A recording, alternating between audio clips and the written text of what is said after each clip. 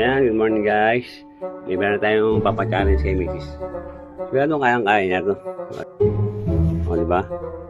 Tsaka na mababasa niya yan. Easy lang yan. Okay, maya na. Wait lang. And good morning guys. May papachallenge tayo kay Mrs. Pag nabasa niya to, gawin siya siya dito. Teres niya natin yung babasa. Ben, may papachallenge sa akin. Ayan lang. So, pag nabasa mo ito, yan ang 1,000. Ano yung basa mo? Mamaya na pag nabasa mo na. So, sige, ano ba yan? Hindi ko mabasa. Ano hindi mo mabasa? Ang laki-laki mo. Hindi ko nga mabasa. Huh? Basahin mo mabuti. Ang laki. Hindi ko mabasa. Wala ba naman matama kung basahin mo? Oh.